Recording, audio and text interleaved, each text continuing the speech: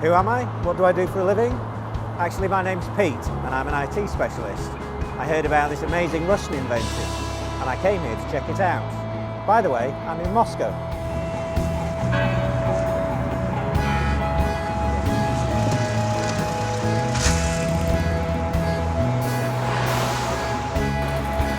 Part of the problem with navigation in Russian is the language.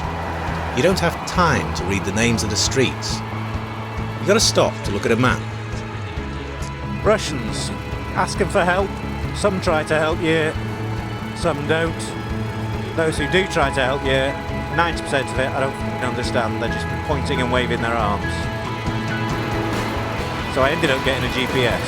It's useful, but it's not completely useful. If you have to take a diversion, you need to stop to type in the new address. And if you miss the last voice instruction, you've got to look down to press the button. You can't take your eyes off the road for too long. It's just not safe. And on the road, especially in Russia, anything can happen.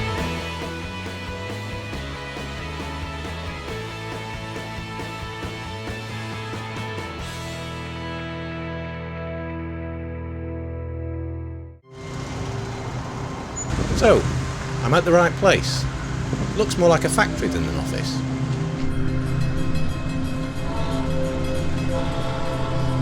Most startup companies progress from a garage or backyard, hopefully to Silicon Valley. Maybe the trend in Russia is to start from a factory. Yes. Hello, Peter.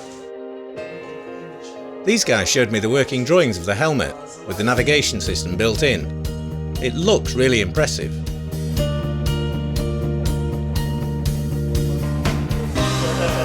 We started our project 5 years ago and had nothing. But we had a very cool idea. A motor helmet with augmented reality mode. It's VR for motorcycles with our gadget. It's a helmet from Iron Man.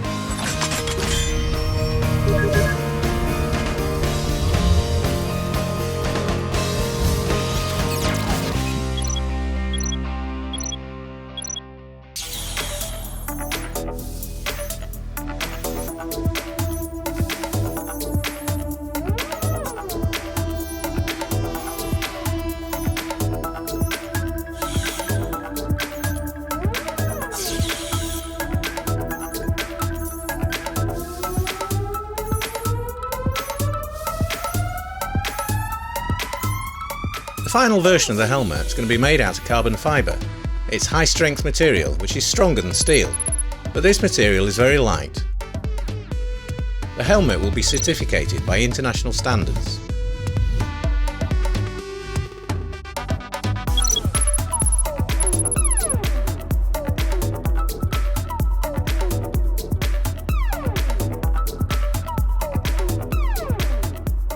So, what did they change in the construction of the helmet? It's slightly bigger than an average helmet, so that the picture can be projected onto the visor.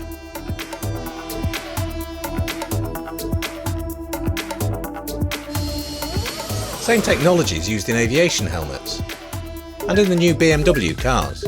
We try to make our interfaces as simple and as friendly as possible. The picture is always in focus. You don't have to switch from the road to the interface. You just look through it and see the interface and the road at the same time.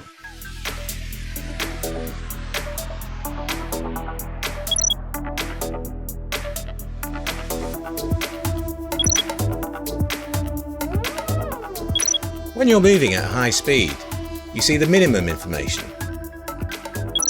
The picture is not very big, it's in the centre.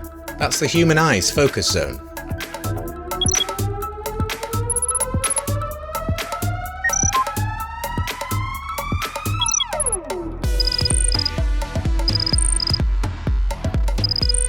Our helmet features voice control. We conducted several tests in various noisy conditions and results are quite good. The confidence level is up to 95%.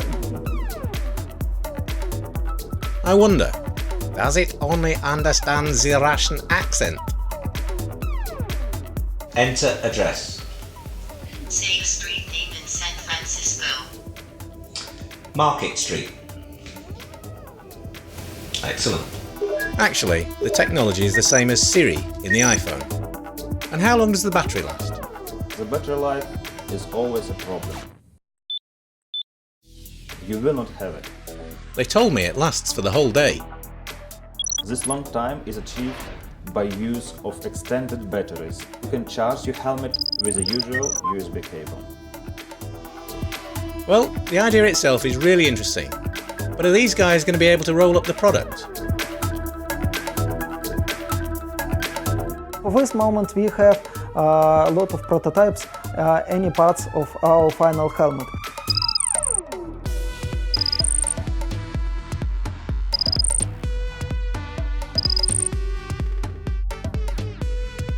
They already have a Skolkovo Innovation Centre grant, as well as venture funds.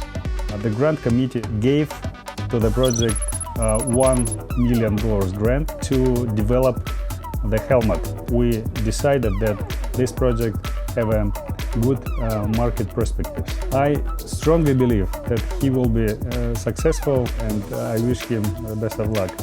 Despite the fact that the invention is Russian, in the first instance, the helmet's going to be released in English-speaking countries, because the voice recognition technology is adjusted for the English language as being the most popular. And what about the price? $2,000 US. But if you're an early bird, $1,500 US. Well, I hope I'm going to get it for free for taking part in this demo. After all I've seen, I told my friends about the invention. They really like the idea.